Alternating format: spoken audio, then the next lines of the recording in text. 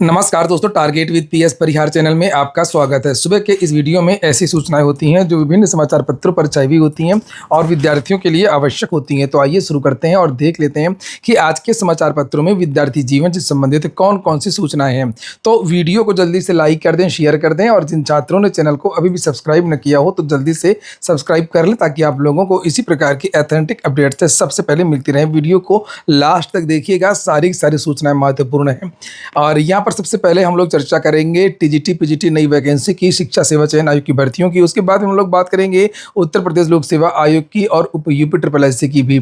कई शिक्षा निदेशालय की तस्वीरें हैं। यहाँ पर आप लोग हाईकोर्ट के एडवोकेट अमित पांडे को देख सकते हैं, यूएमएच के देश अनिल सिंह को देख सकते हैं और अशोका IAS के अशोक सर को देख सकते हैं। और पीछे यहाँ पर सैकड़ों प्रतियोगी छात्र, कल मैं भी था और वहाँ पर जबरदस्त प्रदर्शन हुआ। विद्यार्थियों की ये मांग थी कि जो आने वाला टीजीटी पीजीटी का विज्ञापन है वो पुराने पैटर्न पर आए, समान अध्ययन को उसमें हटा दिया जाए, सारी योग्यताएं शैक्षिक अर्हताएं पुरानी वाली ही रहें, क्योंकि इतना कम समय है, इतना कम समय में ना तो समान अध्ययन की तैयारी हो सकती है और ना ही नई अर्हता विद्यार्थी अर्जित कर सकते हैं। इसको लेकर के विद्यार्थियों ने अधिकारियों को ज्ञापन भी दिया, जिसको लेकर के आज के समाचार पत्रों के माध्यम से ये जानकारी दी गई है, जिससे आप लोग यहाँ पर ये देख सकते हैं।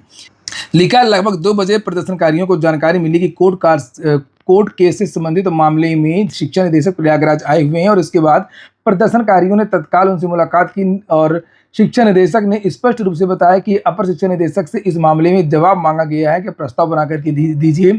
जैसे ही जवाब प्राप्त होगा मामले को आगे शासन स्तर पर भेजने की कार्रवाई की जाएगी। इसके बाद युवा मंच के प्रतिनिधि तत्काल शिक्षा निदेशालय पहुंचे प्रयागराज और अपर शिक्षा निदेशक कामता रामपाल के ऑफिस में घुस करके नारेबाजी शुरू कर दी और तत्काल पत्र भेजने की बात कही।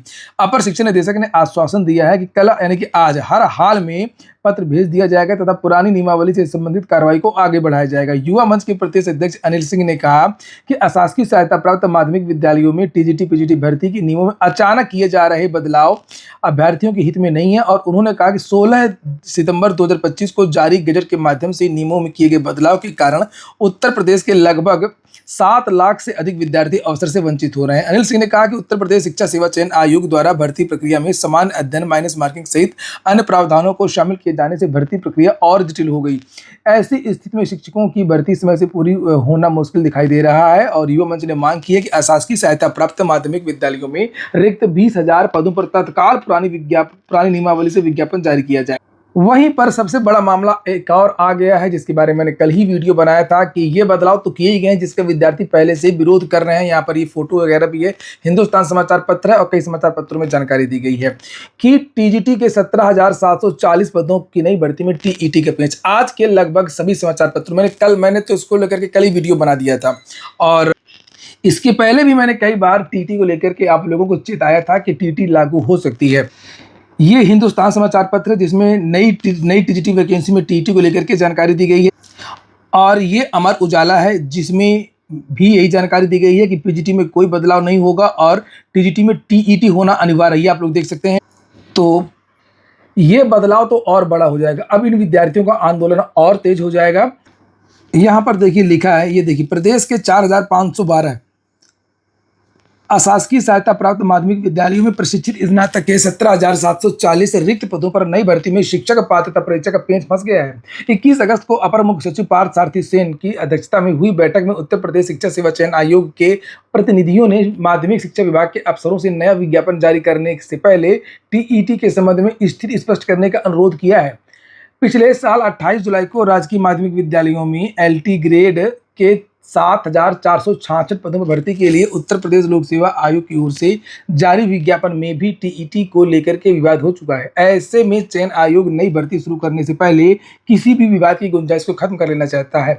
शिक्षा सेवा चयन आयोग ये नहीं चाहता है कि जिस तरीके से मामला LT में कोर्ट चला गया था और भर्ती लटक गई थी, इस तरीके से इसमें ना हो कि टीजीटी का विज्ञापन निकले और तुरंत मामला कोर्ट में चला जाए कि टीईटी क्यों नहीं लगा रहे हो। वास्तव में विद्यार्थियों ने ज्ञापन दिया भी था शिक्षा सेवा चयन आयोग में और शिक्षा निदेशालय में।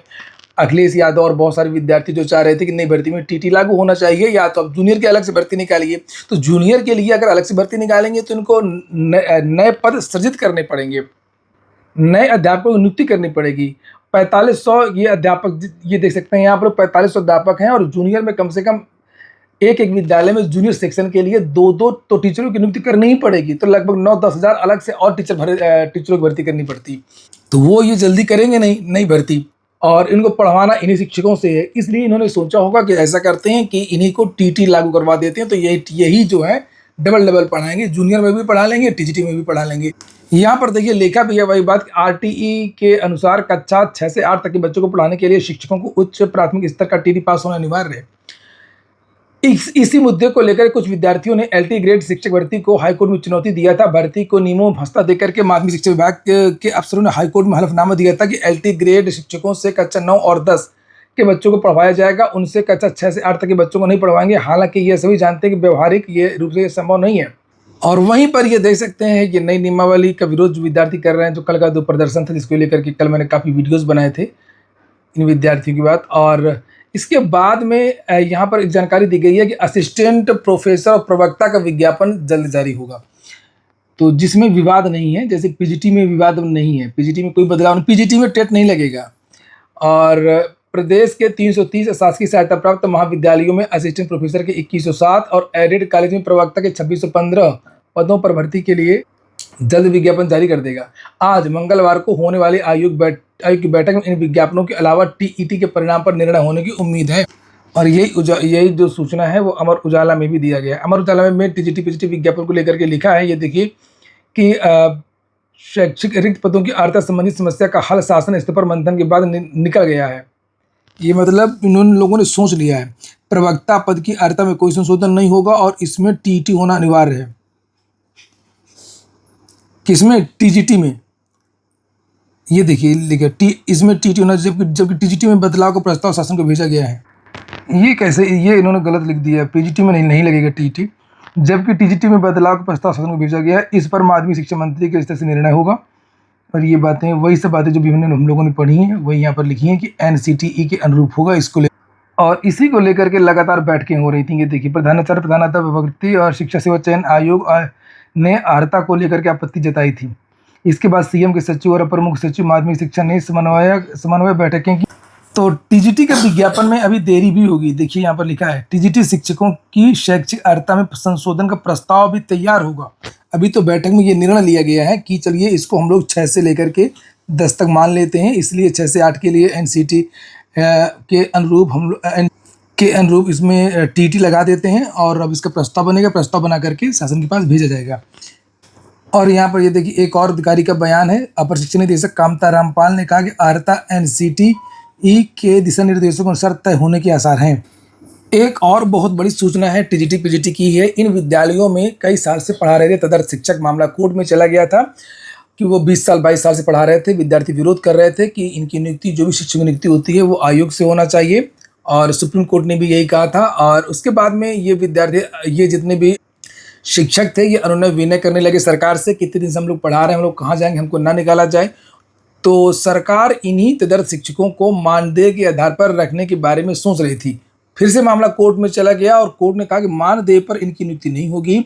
हाँ, अगर आयोग से जब तक कोई शिक्षक नहीं आता तब तक कुछ समय के लिए उचित मानदेय पर रखा जा सकता है। ये देखिए लिखा है, हाई कोर्ट की लखनऊ पीठ ने सहायता प्राप्त माध्यमिक विद्यालयों में शिक्षकों के रिक्त स्वीकृत पदों को मानदेय पर भरने की राज्य सरकार की नीति को रद्द कर दिया। राज्य सरकार चाहती थी कि मानदेय के आधार पर टीजीटी पीजीटी विद्यालय में इन्हीं तदर्थ शिक्षकों को रख लिया जाए।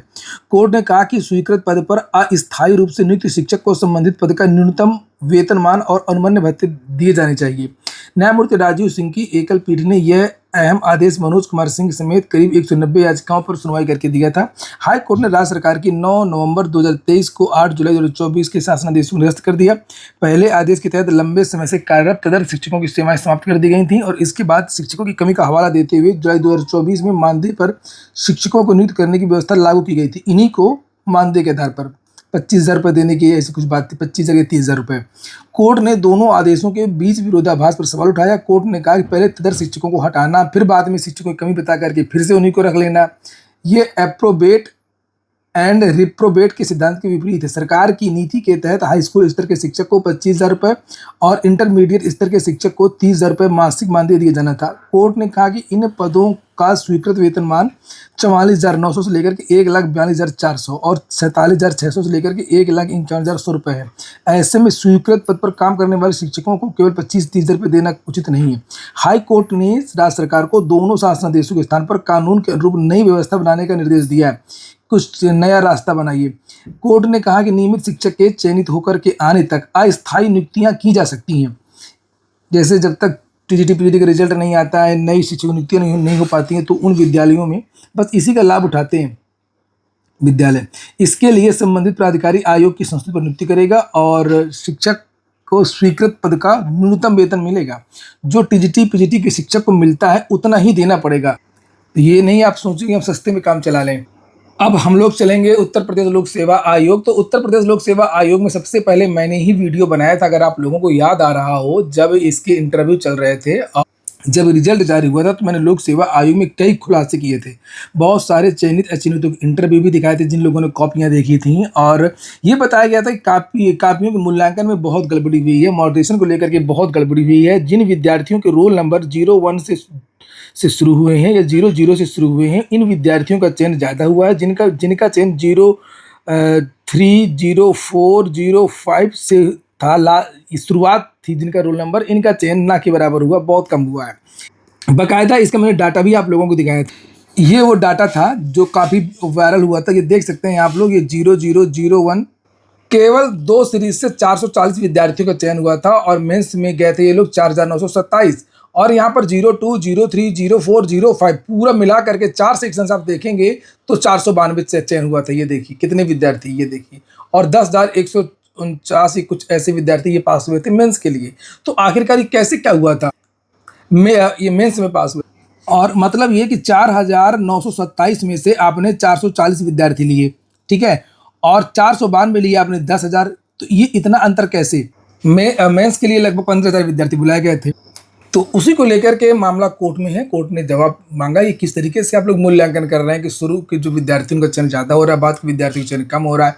ये देखिए, इलाहाबाद हाई कोर्ट ने उत्तर प्रदेश लोक सेवा आयोग द्वारा आयोजित संयुक्त प्रवर अधीनस्थ सेवा परीक्षा के अंतिम परिणाम एवं मूल्यांकन मॉडरेशन प्रक्रिया को चुनौती देने वाली याचिका पर लोक सेवा आयोग से 3 सप्ताह में जवाब मांगा है। यह आदेश न्यायमूर्ति मनीष कुमार निगम ने राहुल कुमार सिंह एवं अन्य की याचिका पर सुनवाई करते हुए दिया है। याचिका की सुनवाई के दौरान आयोग की ओर से जरूरी पत्र जात उपलब्ध कराए गए।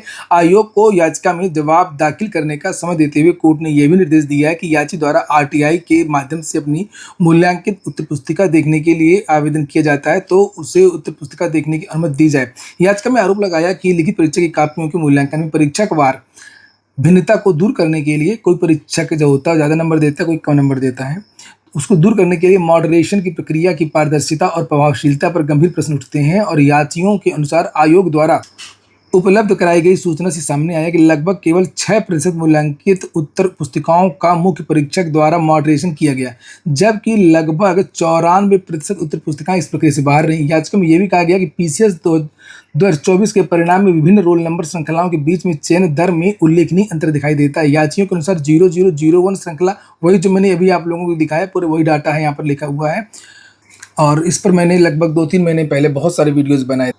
वहीं पर उत्तर प्रदेश लोक सेवा आयोग ने किसी विद्यार्थी पर एक FIR दर्ज करवाई है और उसमें भ्रामक पोस्ट किया गया था और लिखा है, इंटरनेट मीडिया पर आरक्षण से संबंधित एक पोस्ट ने उत्तर प्रदेश लोक सेवा आयोग को लेकर के ऐसा विवाद खड़ा कर दिया है कि मामला सीधे थाने तक पहुंच गया।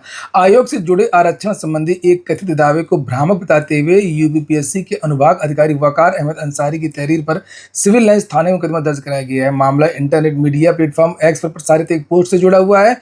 FIR के अनुसार पोस्ट में दावा किया गया था कि उत्तर प्रदेश लोक सेवा आयोग ने इलाहाबाद हाई कोर्ट में हलफनामा देकर के कहा है कि वह 50% सवर्णों को आरक्षण देता है। हालांकि आयोग की ओर से इस दावे को तथ्यात्मक रूप से गलत बताया गया है और ऐसा नहीं है। ऐसा कैसे हो सकता है 50% आरक्षण, क्योंकि ये प्रीलिम्स में भले ही ऐसा करता हो लेकिन फाइनल मेरिट में नहीं करता है। फाइनल मेरिट में तो पहले आपकी ओपन कैटेगरी की सीटें भरी जाती हैं, फाइनल जो मेरिट बनती है, और उसमें जो ओपन कैटेगरी यानी जनरल की जो सीटें होती हैं उसमें सभी को मौका दिया जाता है, SC ST OBC EWS। हाँ, प्रीलिम्स में इस तरीके की बातें जरूर हैं और इसी को लेकर के मामला कोर्ट में चल रहा है। प्रीलिम्स में ये कैटेगरी में ही रखता है, इसीलिए इस बात को लोक सेवा आयोग ने केवल पकड़ लिया है। और प्रीलिम्स को ले करके जिसने भी ये पोस्ट किया होगा उसकी बात सही हो सकती है, क्योंकि प्रीलिम्स में 10% EWS और 40% की जो सीटें हैं वो जो सामान्य वर्ग को दी जाती हैं, और इस तरीके से अगर आप जोड़ देंगे तो ये 50% हो जाएगा। लेकिन बात पूरी लिखनी चाहिए। और यहाँ पर आगे देखिए क्या लिखा है, पुलिस जांच कर रही है कि पोस्ट किसने और किन परिस्थितियों में प्रसारित की, उसके पीछे का तथ्य क्या थे, सूचना के प्रसार का दायरा क्या।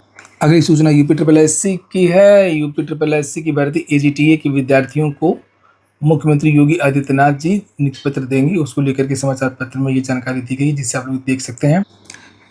कल ANM भर्ती का रिजल्ट जारी हुआ है। 10,272 छात्राएं शॉर्टलिस्टेड की गई हैं, उसको लेकर के जानकारी दी गई है। और कल लोअर के आंसर की भी जारी हो गई है, उसके बारे में जानकारी नहीं दी गई है, तो आप लोग जाकर के देख लीजिए। आज के वीडियो में इतना ही। पूरा वीडियो सुनने के लिए बहुत बहुत धन्यवाद।